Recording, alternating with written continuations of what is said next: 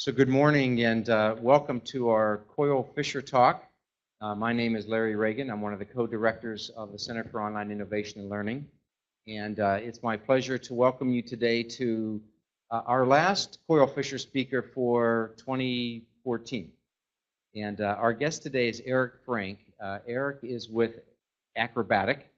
Acrobatiq, I have to get the language here right. I had some help. Acrobatiq is a spin-out from Carnegie Mellon University, Acrobatiq is extending and expanding the Open Learning Initiative project, I'm going to guess about 5 or so years ago. And Acrobatiq is relatively new, I want to say. Correct. Eric's a long-time innovator in online learning and technology, and has worked with a number of startups. Most notably, I would say, is a Flat World Knowledge nonprofit? It was a for-profit. For-profit, which looked to create open source materials for students in education. So it's a pleasure to have Eric and his colleagues here with us today, and we're very interested in the topic. So welcome to Penn State, and I'll turn the mic over to you. Thank you so much for the invitation and for the opportunity to be here and share some thoughts with you this morning. I'm going to be talking about Acrobatiq a lot, and I do this at the risk of potentially sounding too commercial or too salesy, and that is not my intent. But my intent is to actually talk about the application of principles from learning scientists and science in as pragmatic and an applied way as possible. And I think sometimes doing it through using the prism of Acrobatiq, which is really what we do, is the most useful way of doing that. To talk about Acrobatiq, though, critical to talk about our history and where we come from, because that DNA affects who we are and where we're going in the future. So as Larry mentioned, we're an interesting entity. We're a for-profit. We started in June of 2013, so about a year and a half old. But we're a wholly owned subsidiary of Carnegie Mellon University. And what's interesting about that is that Carnegie Mellon has this long-standing expertise in a couple of disciplines that are really essential to what I'll talk about today. The first is cognitive science. How do people learn? The second is user experience, and third, software engineering. How do we potentially take what we know about human learning and encode that in software in some meaningful way that lends to an excellent learning experience? And then ultimately, statistics or statistical modeling. Can we computationally model whether learning is actually taking place or not? And so all of the sort of areas of expertise and basic research at Carnegie Mellon came together in a project that many in the higher ed community are familiar with 13 years ago, called the Open Learning Initiative, or OLI. And OLI was really an applied research project trying to take all that expertise and answer this singular question. Can we apply what we know about how people learn to measurably improve learning outcomes online?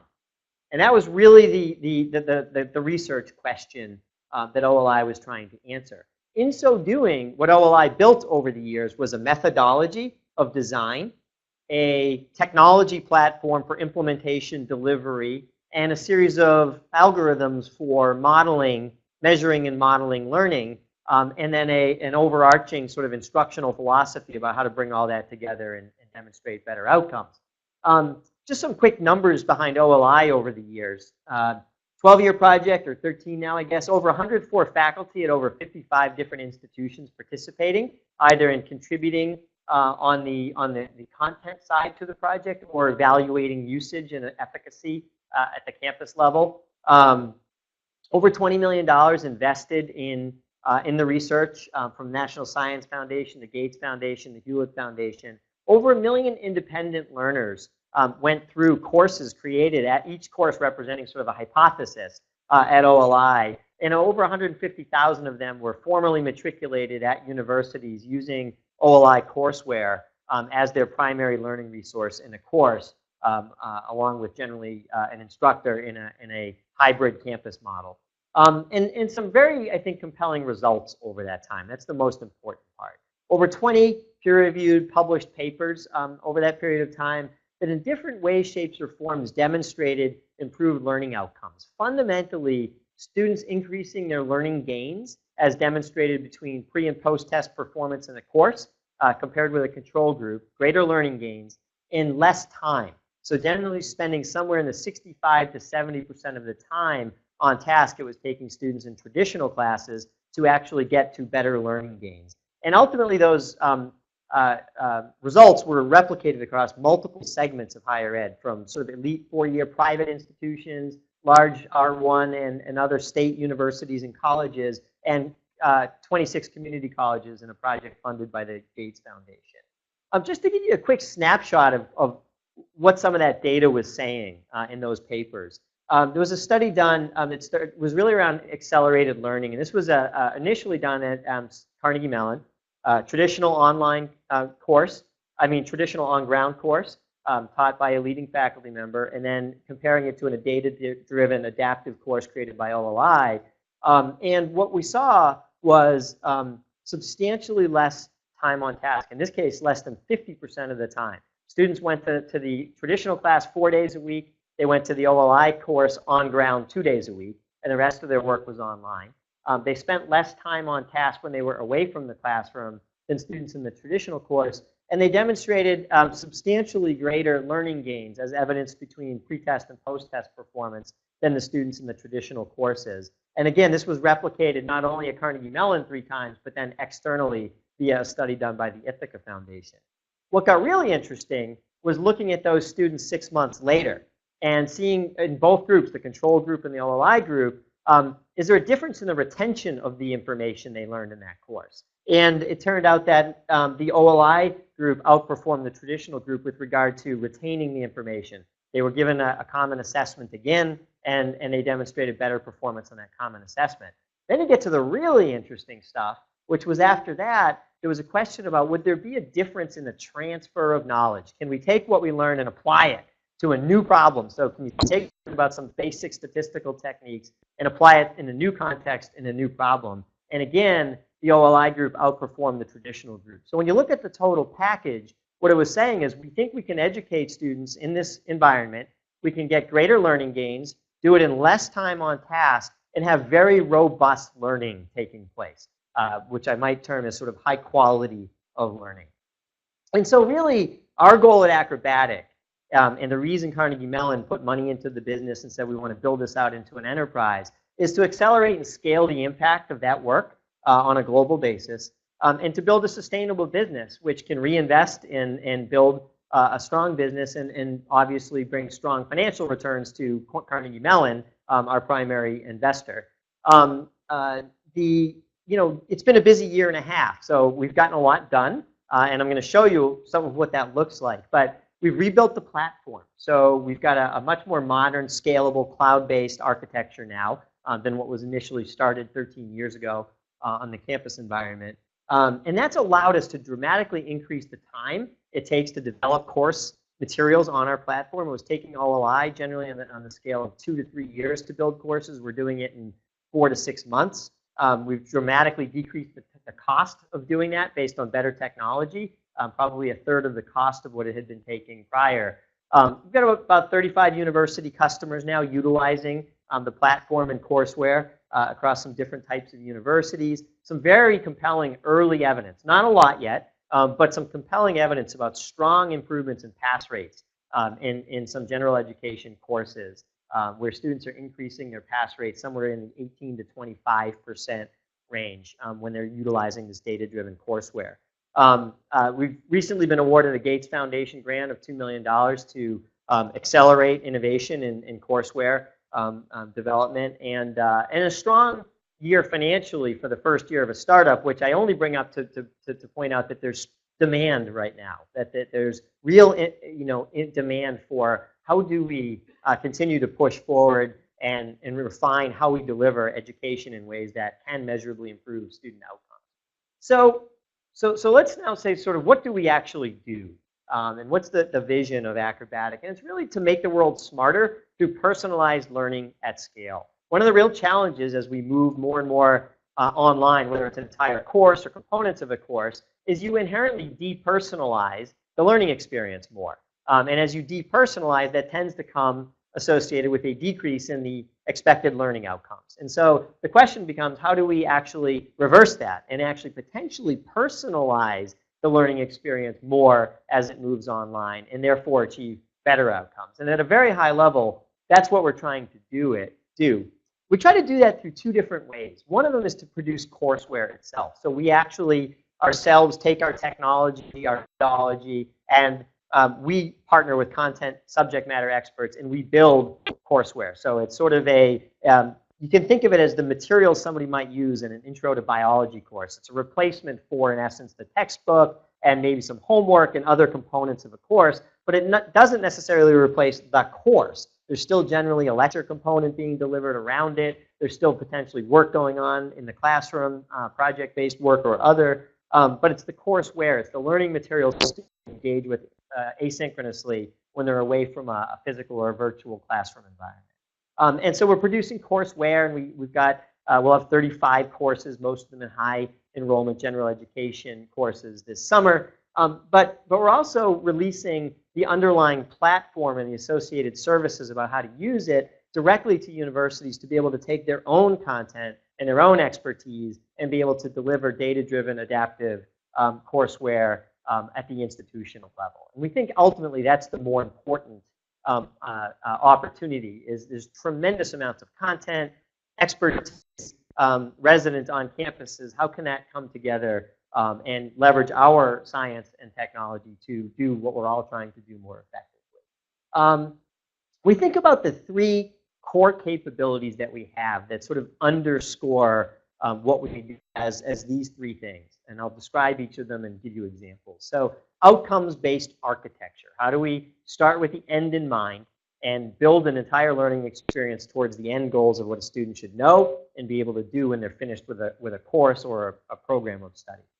Learning science-based design. Can we take what we know about how humans learn and apply that as a set of design principles so that when we build a course to target those outcomes, we build a course that optimizes student learning based on what the evidence tells us is effective? And number three, data-driven learning optimization. I'm not a big fan of big data, as it's frequently talked about in education, that somehow magically we're going to give the students the same experience they had, collect 1 million data points a minute, and take our magic black box and somehow come up with these wonderful insights about what makes learning work, and somehow magically that's going to improve learning outcomes. We think about small data at a large scale instead, that we have a learning theory. We have a model of what we think is going to work. It's based on evidence. We design and deliver that, and then we collect data to see if it's actually working and where is it not working. And then we have tools to be able to try new approaches to see if it improves the outcomes and use data to validate all of that. So we'll talk about data-driven learning optimization, data in the hands of multiple actors, faculty, course designers, instructional designers, administrators, et cetera, that helps everybody do what they do more effectively to improve outcomes. And ultimately, we have to not only be able to exercise those capabilities ourselves, but we have to be able to embed them in our technology so that they're sort of heuristically embedded in the technology so someone else can take advantage of this knowledge that OLI has gathered over the years. I won't spend a tremendous amount of time, but I want to give you a kind of high-level sense of when I say a platform, what are the big elements of that platform? So it starts with you have to be able to author two critical things. One, an outcomes model. So you have to be able to say, these are all the outcomes, the learning outcomes that we expect to get in this course. And then you have to be able to author experiences, content, projects, practice, summative, informative assessment, video, simulations, whatever it is. You want to be able to author the elements of a course. And then you have to be able to instrument the two things together. This video is tied to those two learning outcomes. This activity is tied to that learning outcome, and create the connection points between content and the underlying learning model. That all happens in the authoring applications. You then have to deliver that as a rich and hopefully compelling learning experience for learners. And so that happens inside of a learning environment, which has a couple of critical components. One, it has to be mobile responsive so that students can learn on multiple devices. And it has to be adaptive in that it has to be able to take information we have about the learner and modify the experience for each learner in a couple of different ways, which I'll talk about. And then ultimately, the real goal, I think, is really in what we call the inference engine. The ability as a learner now interacts with that learning experience to collect a lot of different types of data, which we'll talk about, model that data in some different ways, and then turn that into actionable insights that can be used either by the system itself, to, again, adapt to instruction, but maybe more importantly, by the human actors in the process, to give faculty dashboard-based insights into what's happening in their classroom, to give instructional designers database, dashboard-based views into where is the course performing well and not performing well, et cetera. And so we turn all that data around and produce it as actionable dashboards, and we also provide all of that raw data and model data back to the institution because it may want to use that in other ways. It may want to commingle the learning data at a course level with, say, SIS and LMS data that it's collecting in other sources and do its own predictive modeling. And so we enable the institution, after all the institution's data, it should all go back to the institution in ways that they can use it. And ultimately, we also use the data to connect back to the authoring applications in ways that I'll show you. But if I now know that there's a course underperforming somewhere, can I now use those authoring tools to update and modify and improve it and see whether that result is actually improved or not? And ultimately, I'll make one other point, which is it's all interoperable within the learning management system. We don't want to be an LMS and to build all of the functionality that you have to be an LMS. We want to plug in and fill a void in the LMS, which is delivery of rich, meaningful, evidence-based learning experiences which can adapt to the learner and can produce really meaningful, important data-driven insights. That we feel like is a gap, and we want to plug into that, but we don't want to be the LMS itself. So let's talk about these in more detail. Outcomes-based architecture. At a high level, for anybody who thinks about instructional design, this isn't new. This is just sort of, again, starting with the outcomes. What should a student know and be able to do? Making sure that every piece of content in a course experience is then aligned to a specific outcome, and then making sure that any activities, practice, formative, and summative assessment is also aligned to the content and to the outcome. So you create strong alignment. But we do this in a very specific way, which is we capture it as what we call a skill graph. Other people might call these outcomes models or ontologies. But we base ours on a theory of learning called the power law of learning. And so what the power law of learning tells us is that when a student encounters a new skill, and a skill in this context is a technical term for the most measurable atomic unit of learning. Break the knowledge down to the smallest possible thing the student has to know and be able to do that can be measured. When a student encounters a new skill, you should expect to see a smooth learning curve. The more practice they get against that skill, the less mistakes they will make. And so we break the knowledge in our skill graphs down to that most measurable and atomic unit of learning, which provides all kinds of compelling opportunities, which I'll describe when we move forward and talk about how we use the data that we can collect. But I'll give you a quick example to make it concrete. So here's a typical learning objective in a biology course. Recognize the difference between ATP and ATP in the context of structure and energy. But it turns out that in terms of discrete skills, there's 4 of them packed into that one little objective. You have to know what ATP is. That's just a technical skill. It can be measured. You have to know what ADP is. Technical skill can be measured. You have to be able to recognize the difference between those two things and articulate it. Another skill. And you have to be able to do that specifically in this case in a larger construct of the course called structure and energy.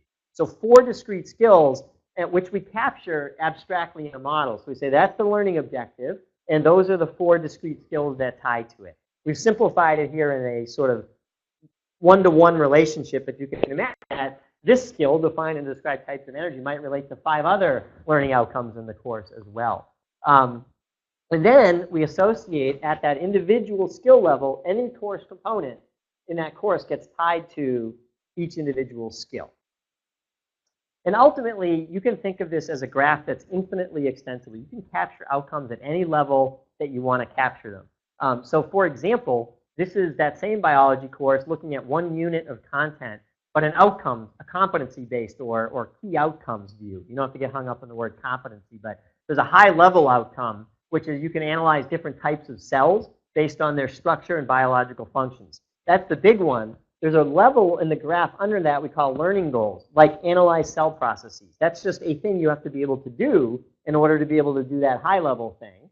And then in order to be able to analyze cell processes, there's a whole bunch of learning objectives that tie to it. For example, explaining the functional difference between somatic cells and gametes is one learning objective that you have to master to be able to analyze cell processes, which you have to master to be able to do the thing at the top. And ultimately, we can break that learning objective down into 3 discrete skills like the ones I just showed you, one of them being describe different types of cells. So we now have a breakdown of the knowledge of the course at a very granular level, and we map all that stuff together. And ultimately, it gets captured in a tool. We provide technology to be able to do this pretty easily, and visual output that looks like this. So here's that competency. Here's the learning goals associated with it. Here's the learning objectives associated with one specific learning goal, and those are the 3 skills that are related to it.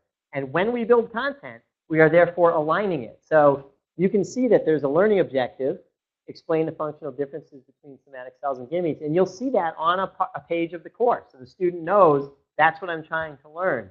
And when we're building content on that page, here's a particular exercise the student's going to stop and do. Eggs and sperms are what types of cells? Well, that ties specifically to a specific skill, describe different types of cells. And from a data collection point of view, we're now able to collect data.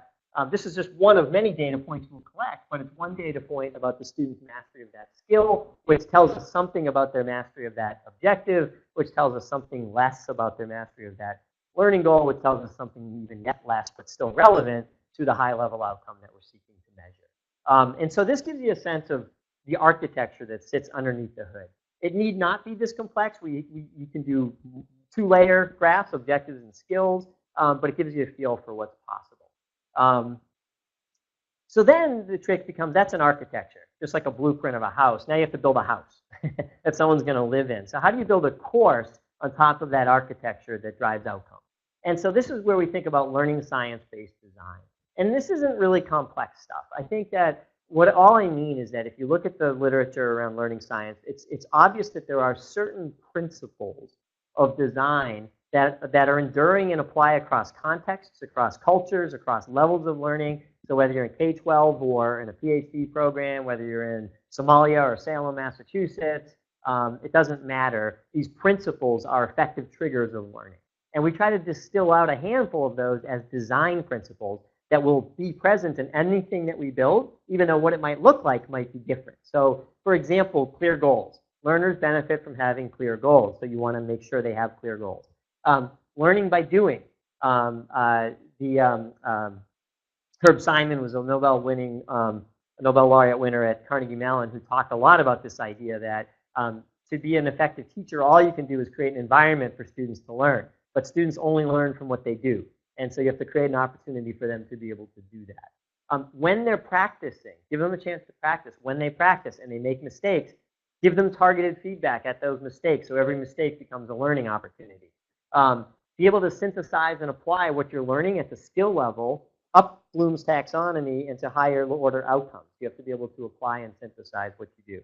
So those become design principles. And I'm just going to take you into one page of that biology course to show you an example of what I mean by those principles in action. So this is a starting point. Student's going to go into an introduction to biology course. And I'll show you a couple of different things, but we'll spend most of our time on a page of that course. This is actually, those are the high-level outcomes we talked about. And I'll come back to the data side of this, but this is giving the student a quick visualization of where they stand relative to those outcomes. Green meaning they've mastered them, yellow meaning they still have some work to do, red would mean they've got a lot of work to do, and gray would mean they haven't done any work, we can't measure them yet.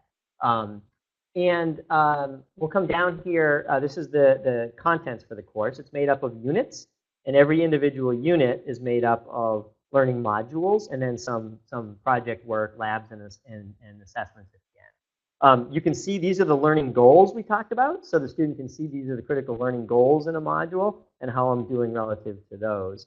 I'll also point out that we do have pre-tests that we build into this so that we can gather prior learning assessment at a unit level. And we actually have unit tests which say at the end of a unit, you're going to do a formal summative assessment. And we have a readiness indicator, which is basically the data is being dynamically calculated and will tell a student when they're ready to go take that unit test based on their work within the modules.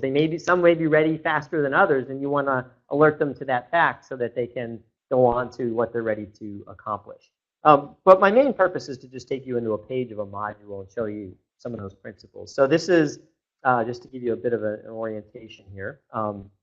This is the unit on Unit 6 on cell division. This is Module 20 on mitosis.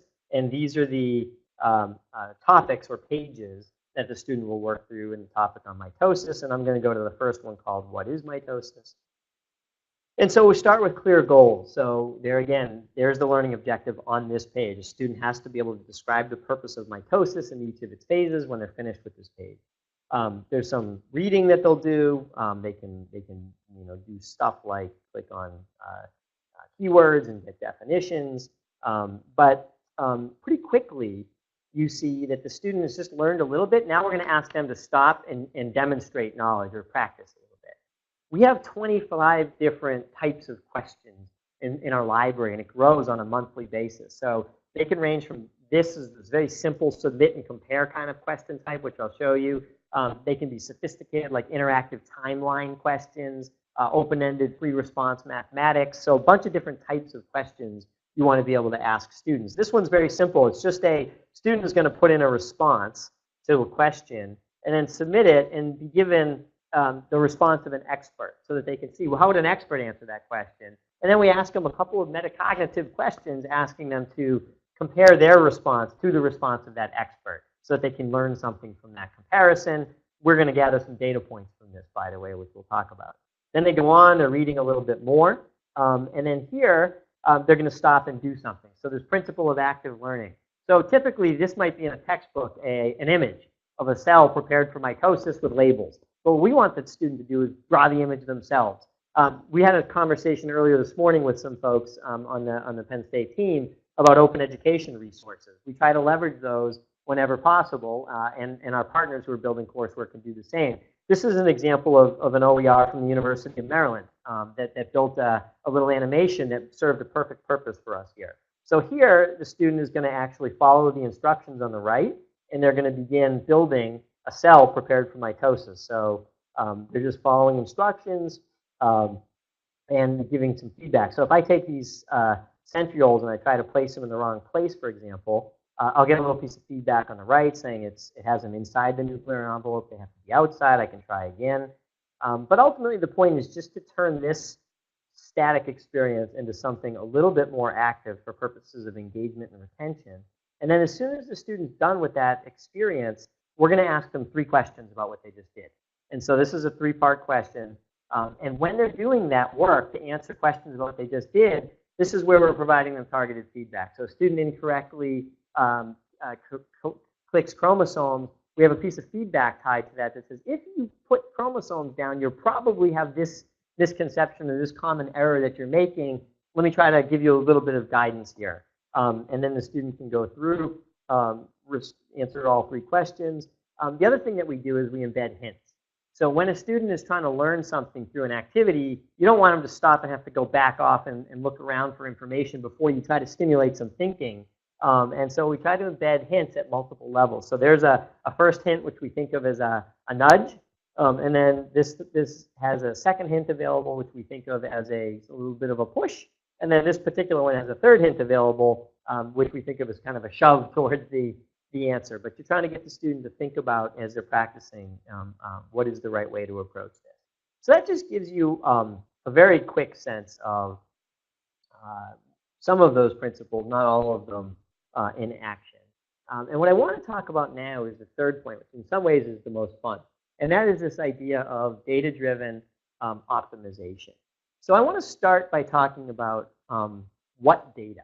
So we talk a lot about data in education these days. I think it's important to distinguish different types of learning analytics in higher ed. There's a whole class of analytics that I think of as not relevant to this discussion today. Tons of analytics and predictive modeling going on around enrollment services, those kinds of things. I'm going to focus on learning analytics, things that help students do better, whether it's at a course level or at a degree program level. But even within that, there's multiple types of analytics. So I think of one category as progression or institutional analytics. This is sort of data that typically comes out of the SIS that you can analyze and look at, are there things like combinations of 3 courses when taken together that seem to lead to significantly decreased student performance, and therefore our advisors should be aware to recommend you don't take those 3 courses together. That would be examples of data you might have in your SIS that you can model and learn something about. We don't focus too much on that level. That's an institutional research level. Then there's this level of engagement analytics. This is really what people talk about most about learning analytics. It's clickstream data. It's like the stuff that websites collect anywhere we go today and leave a data trace, right? It's generally coming out of the learning management system. Did a student log in? How frequently did they log in? What times did they log in? When they were logged in, how long did they spend in the session? What did they click when they were there? What did they not click when they were there? And what does all that tell us? Well, it tells us something about the student's level of engagement, right? It tells us how engaged they are in this experience. But engagement is not learning. In proxy for learning, we tend to think if the student is more engaged, they're probably learning more, but we don't know that. What we really want to know is the student learning? And so we collect both engagement data and learning data. We'll talk about what learning data is in a second. But there was an article actually yesterday in the New York Times about this. And they were talking about collection of data in higher education. And to give a perfect example at the University of Maryland again, actually, where they had to turn off engagement data and early alerts to learners because they had a bunch of military who were not, their engagement patterns very, very different. But it didn't mean they weren't learning. In fact, they were getting highly annoyed at these alerts that kept saying, you're in trouble. You're in trouble. And they're like, no, I'm not in trouble. I'm out in the field doing stuff, and I'm going to log in and do a lot of work when I finally have the chance to do it. And so engagement is a correlation to something potentially, but it isn't. It's still a proxy. It's not learning. What we're trying to collect is, in addition to engagement data, learning data. So this is the kind of stuff that tells us, but it's tightly coupled with the fact that we embed a lot of active practice in a course. That is really key. Once we do that, and it's tied to a particular skill, we can start to get data points.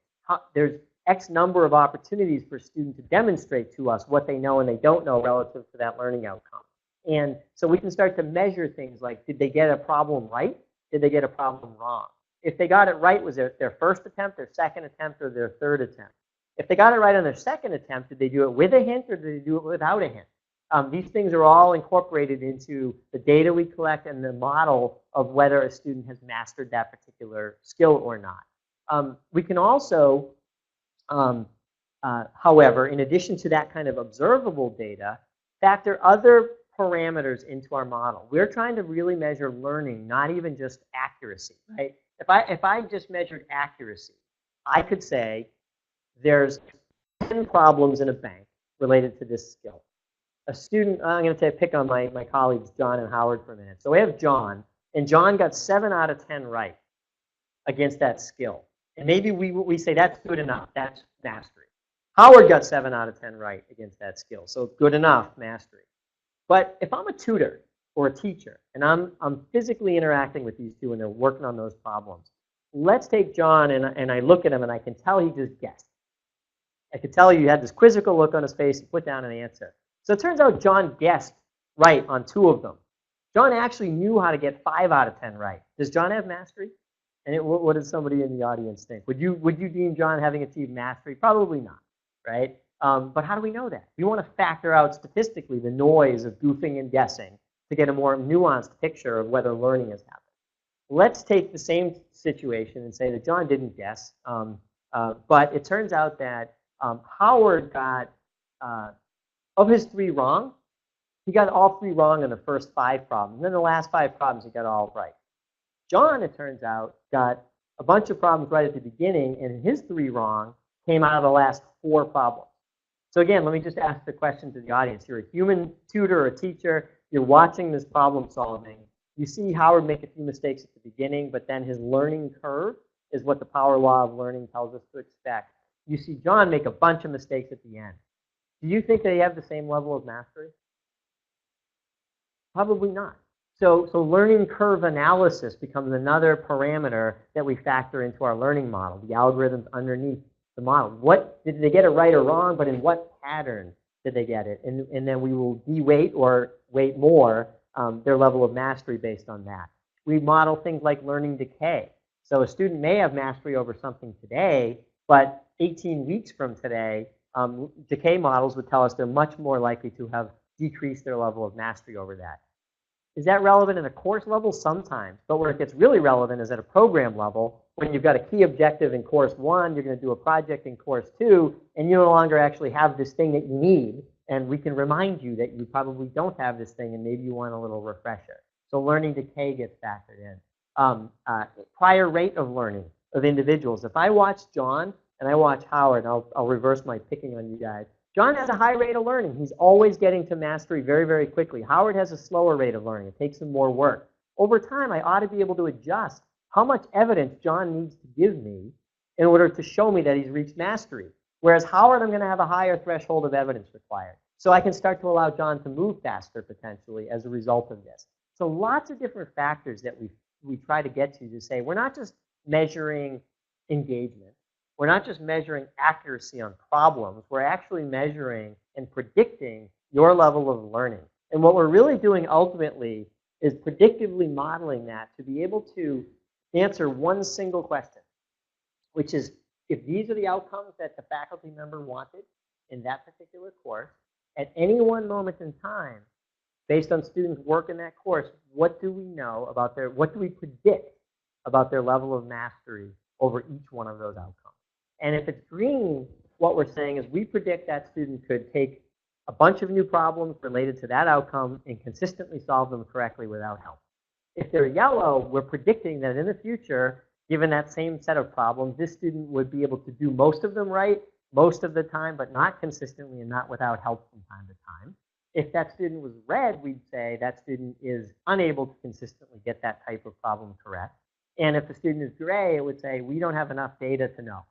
So we can't predict anything. And once we know that, that's where we can start to get into some feedback loops, or what we call data-driven optimization loops. Once we know that, can we improve learning outcomes based on having this knowledge? And we can do this with different stakeholders. Students themselves, what can we do with students? Faculty or instructional activity, what can we do with faculty? What can we do with instructional designers? What could we do with administrators if we had that information and to drive better outcomes?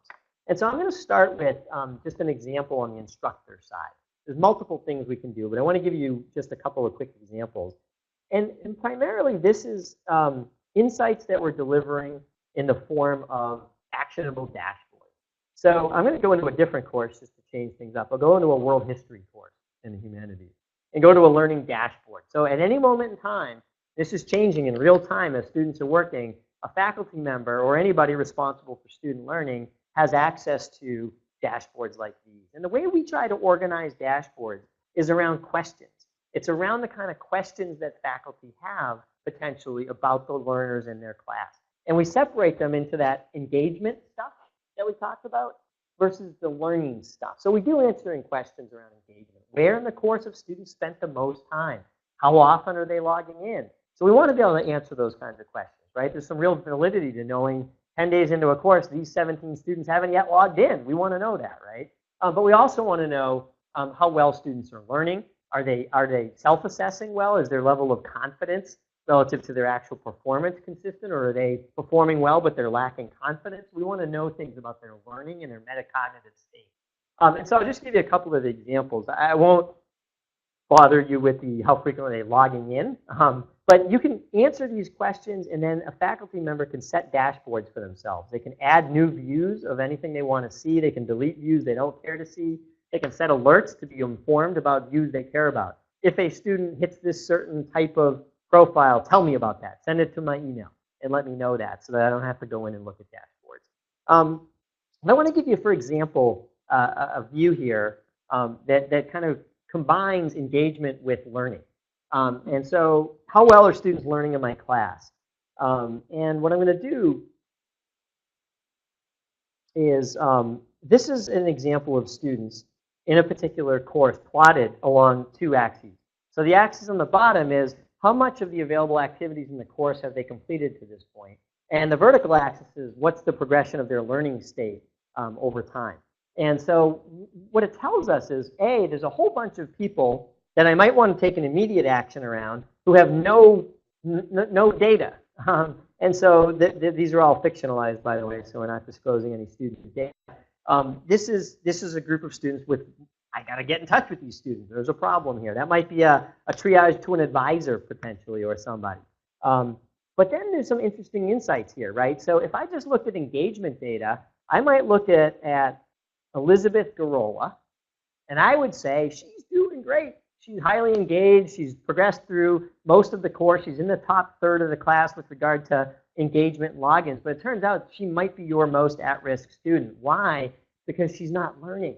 So she's doing a lot of work and she's not learning. That's the student you really need to know about. And you need to know about it before you typically find that out, which is when you give them a midterm or a paper to write. And all of a sudden they bomb it and they're incredibly frustrated because they're working hard, but they're not absorbing the topic. And then I could drill down on Elizabeth and I could see, okay, what is Elizabeth not learning? Which objectives is she struggling with? I could go to an objective and drill down. Let me see the work she's done in the course against that objective and the kind of answers she's picking, so I can really tutor Elizabeth in a very proactive kind of a way. So that's a view. I should point out one other quick feature of the data, which is we try to make the data available in a lot of different ways. You can change some of the ways you view it. You can also go into sort of a view where it's more of a data view versus a visual view. You can sort categories. I really care more about the learning estimate versus the percentage of activity. I can export this data through CSV, Excel, PDFs. I can print things, try to make it very kind of user-centric as to sort of how to get, interpret, and then use the data. I'll give you one more quick example of a data point that I think is interesting. Well, this one's one the faculty have questions with all the time, right? Like, just give me the list of who's struggling the most in some kind of rank order, so I can drive some activity. But this is another one where if you think about it, particularly from a content perspective, faculty member gives a lecture on Wednesday. They're going to give another lecture on Friday. They assign module 2 in between. Typically, when they show up on Friday and the student read the textbook in between, did they learn anything? Did they even read the book? I have no idea. If they didn't read the book, did they learn anything? I don't know. So now I'm giving my lecture on Friday, which built on Wednesday, and I don't know if they actually know what I taught on Wednesday. And so, now all of a sudden the faculty member has data that they could look at over a 48-hour period. They could say, just show me that 48-hour period between Wednesday or just show me module 2's data. And they could start to see the learning objectives and the student performance on those objectives. I'll switch over to a visual view. But it turns out that identifying Greece on a map and describing how geographic and environmental factors influence the development, growth, and sustainability of Greek civilization is a learning objective students have really struggled with in that module since you saw them on Wednesday. And so the value of knowing that is you can address that in class. You can say, let's talk a little bit more about this. We seem to be struggling with this as a group. And in this very quick way, you could take a bunch of students who are struggling a lot with the concept and bring them up to speed further. Faculty love that view because it's sort of just they never had it before. They never had that kind of insight. So that's faculty. Let's talk about students a little bit. I mean, at the end of the day, the agent most responsible for learning is the learner. And the more we can give them information that helps them do that more effectively, the more outcomes are likely to improve. We can do that a couple of ways. I'm going to show you an example of a system-driven intervention. So, uh-oh.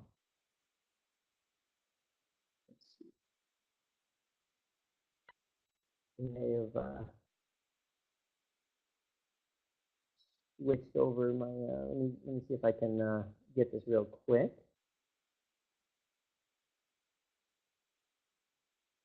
Okay, I think this will get us back where we wanted to be. Okay, this will just take me about 10 seconds and then we'll be ready to roll.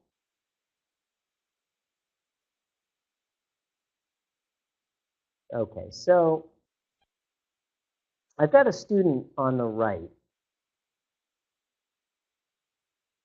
And I'm going to open up a different student on the left. All right, so I have two different students. And they have different learning states. So you can see the student on the left, we're in module 20, and they have a high learning state against the learning goals in module 20. The student on the right in module 20 has a low learning state against those same two goals. What we're doing is at the end of every module, We're providing a personal practice session, taking advantage of what we know about those two different learners to give them a practice session tailored to what they need the most, with the goal of getting everybody to the same place. The goal is get to the unit test and be able to answer the kinds of questions that are going to be on that unit test. But at this moment, you're incapable in a different way, potentially, of answering those questions. So we want to treat you differently. So the student on the left with the high learning state, let's just go into that personal practice session.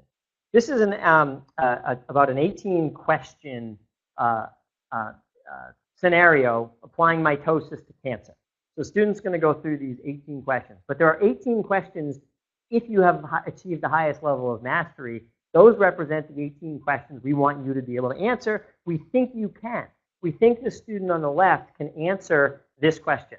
Our prediction from our data says they can answer that. So we just want to verify and let them move on as fast as we can. The student on the right with the lower learning state, our prediction is they cannot yet answer that question. So you can see number 3 is the same as number 1. We want them to get to that question, but we know that that student, to do that, has 2 particular skills, and this is why the granularity now of the skill graph becomes more apparent. They have 2 skills in which they're deficient. We want to give them an opportunity to get some practice, some targeted feedback. We could link to a remedial module if we wanted, but we want to be able to give that student that opportunity to remedy that. Now, someone asked me one time, that was a very good question. They said, but if that student is sort of the most at risk potentially because they're struggling the most, and you're giving them a lot more questions than the student who's at less risk, are you creating a higher burden and maybe actually, creating the opposite effect of what you're trying to get to? My response to that was, you know what? What's a high burden is giving a student a problem that you know they're not prepared to solve. Trying to make them solve it, deal with the frustration of not being able to do it and getting that wrong. Whereas the learner on the right, while they will have a few more problems to work through, they're building their confidence as a learner. They're getting stuff that's probably what they need, and when they get it, they move on. And by the time they get to the other problem, they're in a better position to solve it. And you've actually built confidence as opposed to undermined it. And confidence is a critical factor, as we know, in whether students are able to learn effectively or not. That's an example of the system interpreting data for students. We can also provide students with data themselves in dashboards. So for example, a student might want to know, where am I in the sequence of events here linearly? Where should I go next? How much activities have I completed? Is there anything I still haven't done in this module yet so I can come back and get to it efficiently? What's my learning state? So in the student view, we're actually trying out a couple of different visualizations. One of them is just sort of the, out of 3 potential stars, you've achieved 2. And is that a more effective way of visualizing your learning state versus green, red, yellow from a student's point of view? So we're testing that right now to see. But that's what the student's looking at. They can see things like what material are they struggling the most with. So I'm getting ready for an assessment. I want to know where's all the problem areas in the course for me so I can link directly to those and study. The way of making them more efficient with the limited time that they have. So those are examples of that. I'm going to give you one more example of using data to continuously improve outcomes. But this is about improving the course content itself through data. This might be a faculty member, it might be an instructional designer, or most likely it's a pairing of an instructional designer and a faculty member that are doing this work. This is not yet built. We've done all the research and the design, and we're now coding. We're going to release this in September. But here's an example of, here's a view of outcomes where I can see that there's an outlier. These are objectives. Bad performance across the whole course here. So I click on it, and the first valuable insight is it's not that objective. It's one skill in that objective. Again, the value of granularity is I now know there's a skill causing the problem. I click on that skill, and I can see all the places in the course where there's either instruction or assessment against that particular skill. And what I want to go do is see if I can find why it's underperforming. So I'm going to go to the first place.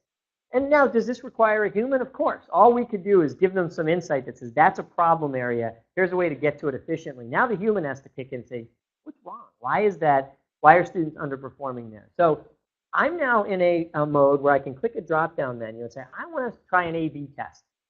The old thing's clearly not working. I want to try a new thing, and I want to see if it's going to work better. And so that puts me into an editing mode. Now all of a sudden on a page, you've got editing tools locally. And I assess that, you know what, it's this paragraph right here. I don't think it's that clear. I can't even understand what the heck it's saying. Of course, my students are not understanding it. I want to try a different approach. So I go ahead and I create a new paragraph. I'll call that our condition B. So the original was condition A. I've just created a new condition B. Maybe I want to insert a video of myself. I can just click, use my desktop video, and maybe I want to record a quick 3-minute video that says, look, students, I've seen this problem for 12 years.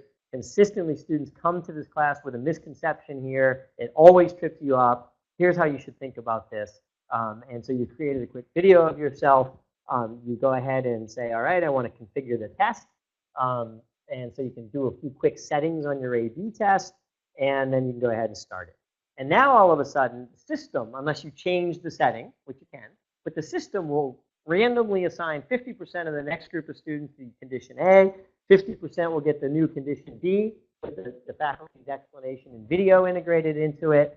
And then at any point in time, the faculty can go to their open and running test, or the instructional design group could do it, and say, I want to see the results. And so in this case, we can now see that here was the poor performing skill initially in that learning objective. Here's the new performance from the condition B. The system will tell you if there's a recommendation. That means that there's statistical validity to this data. So we now have a recommendation, which is use B. And then you could say, fine, accept B, and that becomes deployed to 100% in the next group of students that come into the course. I'll give you one more very quick example, and we're just about wrapped, so we can go into a question and discussion mode. I talked about learning curve analysis. One of the things we're trying to do is break learning science down into simple, accessible tools that don't require learning scientists to use them. I could use this, and I don't know. I've learned a lot about learning science, but I'm not a learning scientist, and I'm not a data scientist. But here's another example of a view which says there's a problem in this module. It's a heat map, and so when I click it, in this case, I can actually see that there's a skill here which is really performing poorly. And what we've really done here, and it's going to be hard to see on the screen as it is, but we've actually said the learning curve you should expect to see is in gray. The learning curve that you're actually getting is the red one. And there are categories or patterns of learning curves that tell us different things. So what we can say is, you don't know this because you're not a learning curve analyst, but we can tell you that this usually means that you've conflated two separate skills into one. And therefore, the student's doing practice, and they're getting, all of a sudden, they're hitting things they haven't learned about yet in the middle of a practice session. We recommend, it says here, this kind of curve usually indicates conflated skills. We recommend splitting the activities into two skills, updating the content. You might need a little more explanation against each skill and a couple problems that you want to create, and then rerun the test and see if it improves student performance. So we can take things like learning curve analysis and embed it in the tool set and make it more accessible and easy for people to use. To sort of bring us to conclusion, I just want to talk about how this kind of a courseware experience delivered on this kind of platform is used. And we see it really used across a very wide array of use cases.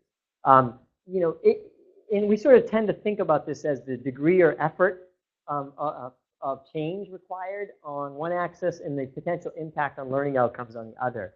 The truth is that you don't have to be, lighting the world on fire to get value from this. You could say, look, I just want to think about this kind of learning experience away from the classroom as a replacement for a textbook. I think this is a more active, engaging experience. Students are going to get targeted feedback as they're working.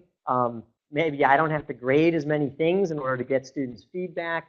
All I'm going to do is say I'm going to assign you to work on the courseware as opposed to using the textbook in a course. And you're going to get some improvement in outcomes, and it doesn't require a whole lot of effort. But as you move across, and we actually do frequently see people start in one category and move up into another. Here's a category of teaching insights.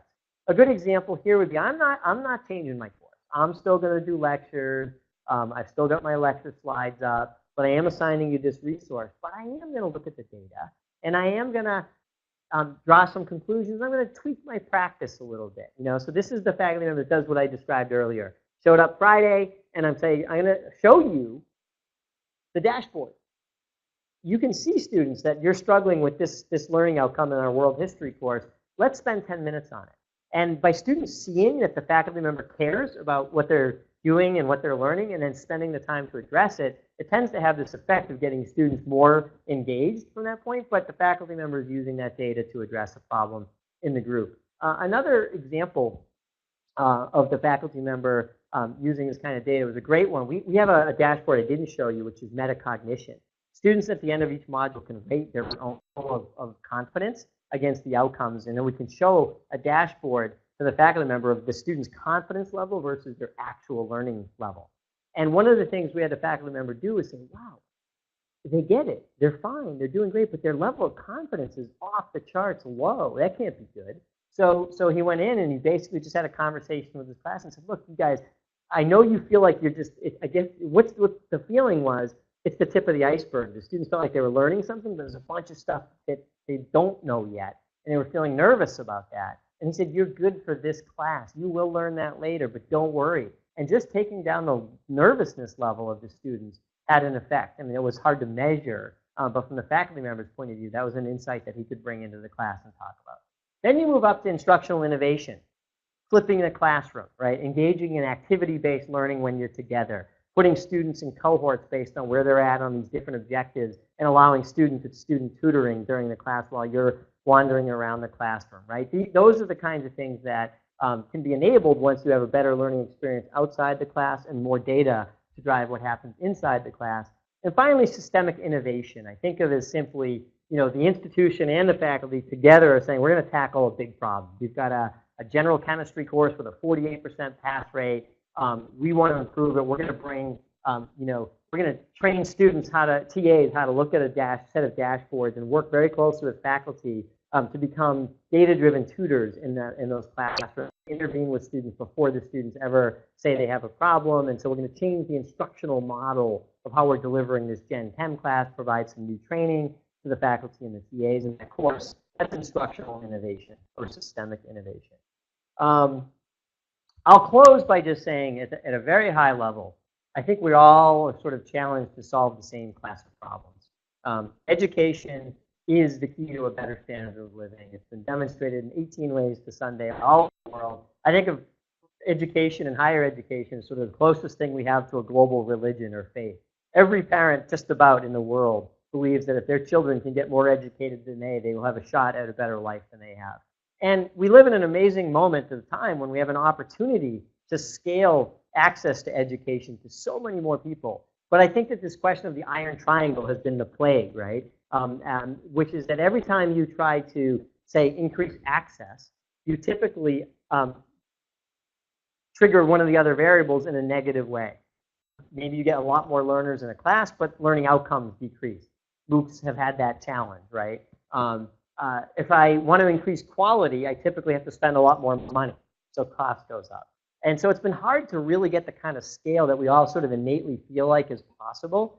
And I think that what breaks that is this kind of data, that all of a sudden you know a lot. We know more about a learner than has ever been known about them before. So they could be in a class with 200 learners now, but the level of personalization of the learning experience they're having when they're on the system, of the attention they're getting from a faculty member, a TA, or other during the course goes up. The level of self-intervention that's enabled actually goes up. So that data all of a sudden, I think, becomes the breaker of the iron triangle paradigm. It says we can actually get more students educated. We don't have to spend more money to do it because we don't have it. And yet we can actually achieve equal, or we actually fundamentally believe significantly greater outcomes if we think about the value of data. And so I'll close, since this is the last COIL talk of the year and the holidays are upon us, with a gift analogy, which is, I think that is it easy to build these kinds of learning experiences at the core and to get people trained to use them effectively and to affect the cultural shift that sometimes comes with this kind of educational shift? No. Do you have to do it all at once and solve every problem at the same time? No. You could actually just have students at the end of every week doing a little quiz against the skill graph, get some really important insights, and start taking some steps very simply before you build an entire integrated, linear, cohesive course like I showed you. But I would say that, I frequently hear people say, well, geez, the investment required to do that is significant. And I think, to me, when I hear that, it's like clear as a bell. It's like saying, boy, getting really good quality insulation in this house I'm going to build is really expensive. I'm going to go without it. So now you just spend a fortune cranking up the heat. Oh, that heater doesn't work. I'm going to put my gas fireplace on, throw a bunch of, now it's not going to work, right? You don't have the mechanism in place. I think the investment in being able to design to get this kind of data provide you with the long-term mechanisms for having so many different levers that you can pull to improve learning outcomes, whether it's very data-driven, surgical, course-level improvements, whether it's being able to actually address the 5 common biggest problems in the course and deal with those in a lecture environment. Whatever it is, you've got the infrastructure for becoming a highly capable organization that knows how to use data to drive better outcomes. And I think the long-term ROI on that is unequivocally clear. That is substantially greater ROI over a longer term than, say, investing $30,000, slapping a bunch of stuff into a learning management system, and fundamentally delivering it in an online shell without leveraging what the medium can possibly do today and what science tells us is effective. And so that's really what, the perspective that I think is that it truly is sort of the gift that keeps on giving. So I'll stop there. My contact points are below if anybody has an interest in reaching out. Love to learn and talk to people all the time. And I'll turn it back to Larry. Eric, let's just take a moment and say thank you. I think that was a fascinating exploration of these topics. And we want to get some questions. So if you've got specific ideas, I want to lead off with one, if that's Sure. okay. So one of the things that overwhelmed me about your presentation today was just the issue of granularity, data and data. How do we do this in a way that is not only palatable but chewable? Right. How do I, as a faculty member with my content domain, with all kinds of other challenges in my life, get my head wrapped around addressing? Yeah, so that's a great question. I mean, so part of what I showed you is what I call the Maserati, right? You don't have to drive a Maserati. You could drive a Honda Accord and get from place to place very safely and effectively. And so, there are ways to think about this in palatable steps. So just take that model of outcomes, that skill graph I showed you.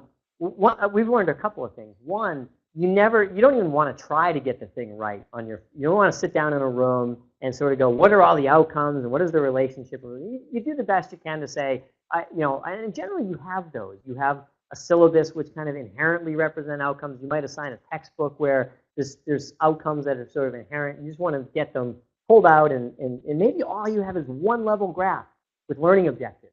And that's it. I've got 30 learning objectives. And then as you start to create content for the course, generally we start to see a deepening of the skill graph over time, because people start to go, oh, well, I'm writing something or I'm assigning some homework and I realize that I can't tie it to an objective because there's no objective for that. I'm missing one. So I create another one. And so there's this sort of iteration that happens over time as you actually create content that informs the outcomes model. And then ultimately data that we collected, like for example, the kind we showed you, which can show that this is a problem area and the learning curve is not looking good. You might want to split that into two, gets you to think a little bit about what might those two things be. And so I don't think that you have to sort of jump in the pool with, head first here. You can sort of put a foot in the water and go, I'm going to build a pretty simple outcomes model. I'm not going to get all the benefits of the Maserati, but I'm going to start to get some benefits, and I'm going to start to get some information that fits into my life and in my workflow, and I'm going to start to make the outcomes model seem more granular over time. And maybe it takes you 4 years before you have a robust skill model, but it was organic. So I don't know if that helps to answer the question. It does. There's I'm reminded of a faculty member, Andrea may remember, here at Penn State, who set out to design a course. This is quite a ways back, for the World Campus Initiative, and the course took forever to design. And part of the issue that we discovered was that his goal, which he finally stated, was to create the ultimate. In this case, it was antenna engineering course, and it was going to be the ultimate. And the challenge we had was his desire, which was wonderful, but it was it became content creep. Well, and then if they don't know this module, let's give them this. And then, but if they don't know that, it's sort of like I was kind of thinking about the example you gave on biology there. You know, that the student eventually goes back to say, where do babies come from? Mm-hmm. You know, from your questions, well, I need to know this, and then I need to know, okay, Right. so it goes all the way back. So that managing that content creep and balancing out that with the reality of needing to get a course produced Right. and all, I Well, think that's also where I think that the data is so important, because it allows you the luxury of not building the perfect thing. So we had a meeting the other day with the university, and they said, okay, so we also, in addition to building this course, we want to build a bunch of remediation modules for the event where the students don't know stuff, right? We want to have them some new explanation. I said, wonderful idea. Which modules are you going to build? I don't know. So how about you just build the course and release it? Look at the data. Maybe there's 12 modules that you need to build based on the data. Then build those 12 after you know where you want to target them. So I think that, you know, the data allows you the luxury of saying it doesn't have to be perfect. It can be iterated. Thank you. I really enjoyed this. I thought it was very well laid out and not oversimplified in a way sometimes these presentations are. So I thought it went in really good depth. So I really appreciate that. I'm wondering how most of the examples you showed were objective, in the sense that there were answers and then the computer could say, did I answer this question about the cell correctly, and then store it and do all the statistical correlation. How, if at all, and maybe it's not there yet, or maybe it's not appropriate, so really I'm interested, kind of broadly speaking, where do you see this going with more qualitative feedback? So for, you mentioned down to the PhD level, when you get feedback on PhD level things, they're very rarely objective, they're very qualitative, they're often written or spoken. How, if at all, do you see adaptive learning playing into that? Yeah, it's a great question. I think that there's a couple of things. So one, you know, when I think about these enduring principles from learning science, one of them is that everything is still a skill, right? I was in Boston, and I met with the dean of an art college, and we were talking about this idea that when you're learning to paint, there's still skills. So you can still break knowledge down to skills. I think that's an important thing not to lose. We've built an English composition course, for example, or at least we've built the beginnings of it, where, you know, you have to be able to write persuasively. But there's skills involved in that. You have to be able to know what are the elements of persuasive writing. You have to know that. That's knowledge. You have to be able to recognize those elements of persuasive writing in other people's writing. And then ultimately, so there's an important thing about separating what is machine gradable. So, okay, we could actually give you 3 different pieces of writing, allow you to select the one that you think is most persuasive, and then click on of the list of 22 elements of persuasive writing, what was it about that example that you think made it more persuasive? So you're practicing a skill. And some of that can be machine graded. So the first thing not to lose sight of is we can break things down to skills, and we can assess some of them. But then there's this place in that course, for example, where you have to write persuasively. And can we machine grade that? I am not going to get into the world of automated essay grading, right? Whole nother ball of wax. But could we create a rubric for the learner to know, when I write persuasively, these are the things which will be evaluated. But that rubric will go to a peer of mine. I'm going to have a peer or a faculty member evaluate my writing sample. They're going to put numeric values into the rubric, and every row in the rubric with a numeric value ties to a skill in the skill graph. And all of a sudden, we got a data point from a peer-to-peer writing evaluation that happened outside of our system, but the values got inputted into the system, fed the data model, and when the student's now learning in the course, their data is updated to reflect that experience that happened. So I think there are lots of ways to do it, and just requires some thinking about separating what can be graded or should be versus what should be human graded, and then using rubrics to evaluate. We have a question from online. Alicia is asking, regarding data points and keeping privacy in mind, are students informed of this more in-depth learning modeling? And have you had any student feedback or any sort of feedback offering appreciation for this higher level model? Yeah, great question. We actually don't think we have all these answers with regard to students and how much information is the right amount of information and in what form.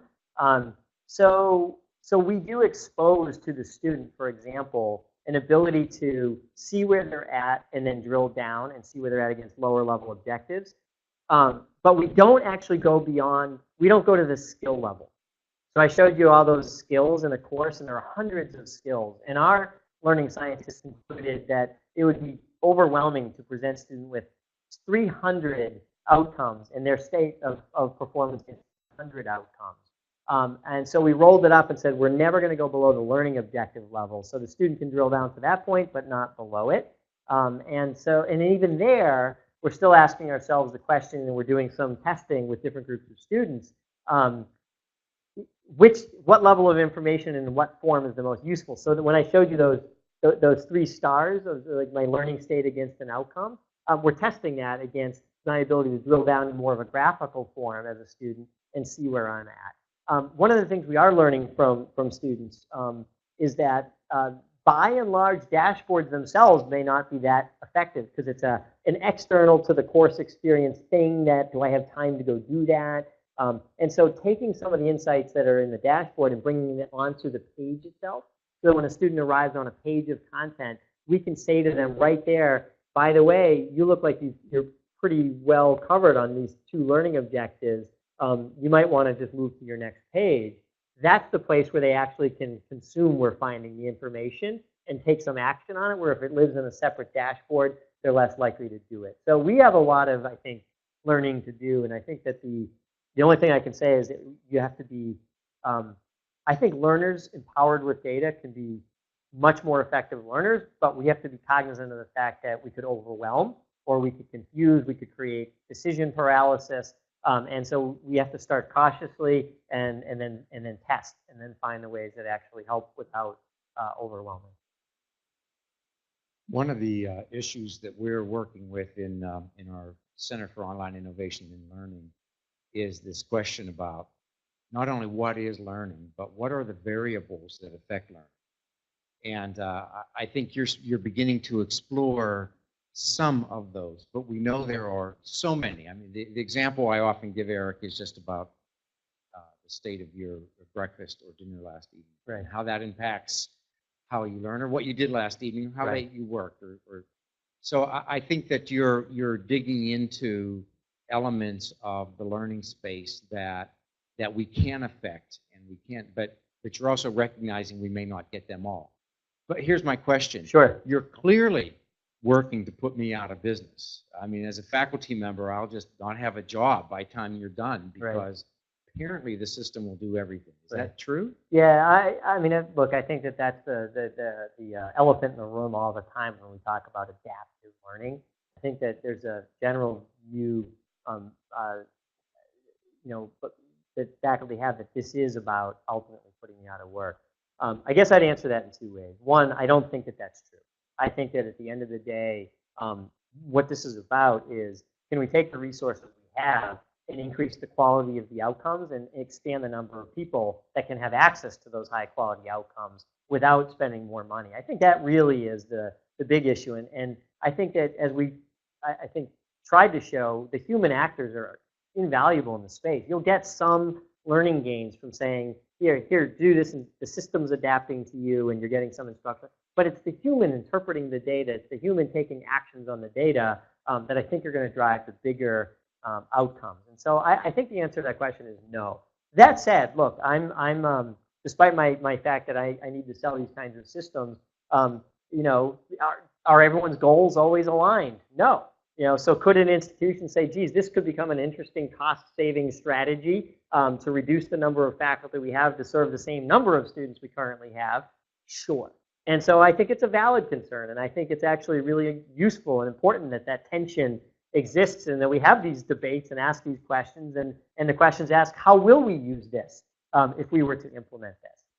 And so that it's not an elephant in the room, it's a conversation on the table. And so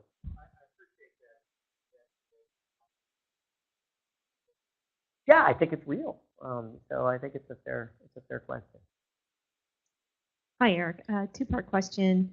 First is, we have talked a little bit about how this could be implemented in a traditional face-to-face blended experience. How do you see this in a completely online experience, and then scaling it up to thousands of people nationally and internationally? Sure. You know, so I think the idea that we sort of think about is build it once and deploy it across multiple contexts, like some of the ones that you just mentioned.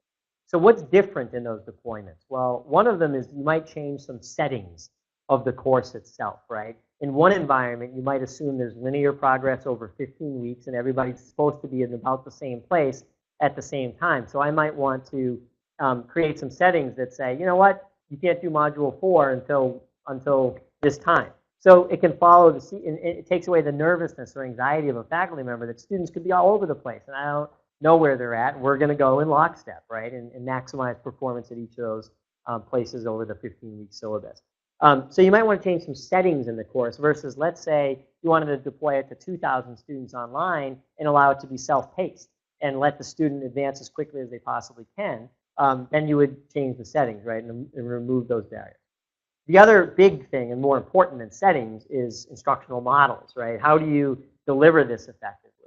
And I think that, so when you go to the class-based, place-based instructional experience, what's my goal? Is it to do more activity-based learning? In which case, you know, I'm going to assign this work outside of class, and my model is going to be to use the data to form cohorts of students and do problem-based work when they arrive in the class. Whereas if you say, I want to scale this to 2,000 learners in a self-paced online environment, you might actually say, what we really need is one faculty member in an architecture role. Course outcomes are theirs. You know, big course decisions are theirs. They're going to manage the course. But maybe what we want is a whole bunch of tutors that we're going to hire under the management of that faculty member to read data and to be identifying problems with students and reaching out to them via the web or on the phone and interacting with those students online. And the faculty member's in a very, very different role. As you say, we're going to expand this out to people outside of our standard or normal footprint. So I think it's really about asking the question, what's our goal from an educational perspective, from a business perspective, and then how might I organize the settings and the instructional model and the business model around this thing in these different contexts to accomplish my goals. And I think you can always figure that stuff out. It's just you have to ask the right question. Hi. I too have fears about the subjective question and about placing teachers to some extent, but are you actively working to find solutions to combat that? Because you know, for me, I fear that like STEM will become everything and Shakespeare is gone. Right, right. So I don't know. I guess on that latter question, I think more about macro trends that are probably outside of our ability to affect, to drive those kinds of decisions students make about where they're going to study, et cetera. I think from a systemic point of view, one of the things that we do is we intentionally build into the humanities. You know, so OLI was, for example, one of the courses I like to talk about is they built a course on American speech in the theater. Again, it was sort of, you know, the reason that we do it is because we want to displace what we think is a misnomer about this. I think there are lots of companies out there doing adaptive learning that are rules-based purely. And so they have to have rules like algebraic rules in order to be able to design this kind of course. And they can't apply it to the humanities course. And so inherently that becomes where all the activity is, and that could become a self-fulfilling prophecy. We intentionally build out across the humanities, computing, and STEM, because our approach is really a learning model that applies, again, whether it's psychology or biology. And I think part of the way we combat the fear that you expressed is simply by disproving that you can't do this effectively in the humanities. And in fact, when I was talking to the dean of the Arts College last night, you know, one of the things that he was so excited about was the opportunity to spend more apprentice mentor time one-on-one with students. If he could figure out what's appropriate to offload to the system when the students are away, it would allow them to do what they've really struggled to do, which is get one-on-one apprentice mentor-apprentice kind of relationship between faculty and students in the arts. So I don't, it's not an easy question to answer. It's a good one. I think partly having a learning model or a learning theory that underlies your system and your approach that isn't, rules-based and only applies to STEM disciplines inherently begins to sort of answer that to a degree. We have another online question asking, is real adaptive learning only possible through artificial intelligence, since any current systems are inevitably programmed by individuals who may or may not be aware or in touch with the identities and backgrounds of the learners? It's a good question. I would actually say that I guess that the word real is somewhat loaded there, and I don't know what makes real adaptive versus not real adaptive. I will say this. Everything I showed you today has zero artificial intelligence in it. And so, what we did was we broke down some of the disciplines of how we do what we do apply to artificial intelligence. Artificial intelligence requires a skill graph of sorts. They call it cognitive task analysis. So we do that. But for example, when a student gets a piece of feedback, it is programmed by a human. It says, you picked chromosomes, you get this piece of feedback. Is it effective? Yeah. Now, could it be more effective if that was artificial intelligence driven? If we replaced that piece of hard-coded feedback with a real AI-driven intelligence or cognitive tutor that allowed the student to not only get that piece of feedback, but let's say they wanted to input their own problem they were supposed to be solving from a different source, and the system was smart enough to tutor them through their own unique original problem. Is that better? Yes. Is that a Maserati? Yes. So one of the things we're doing with artificial intelligence, for example, is saying, let's get the data, and then let's apply cognitive tutors or intelligent tutors just to those areas which have large enough enrollments to sustain it, big enough problems and challenges faced by learners in those areas, and then we'll spend the $500,000 it takes to build a single cognitive tutor with AI underneath it to address that problem. So I don't think you have to have, I will answer the question from my own point of view, I don't think you have to have artificial intelligence to personalize the experience or even to adapt it from a systemic perspective. AI, I think, can become a supplementary or enhancing aspect, but not essential. Terrific. Thank you. Thank you, Eric. Thank you for your insights. Are there any last questions we want to throw out? Very good. Eric, thank you so much for having bringing me. your team, Acrobatiq. Please welcome or thank Eric with me, if you will.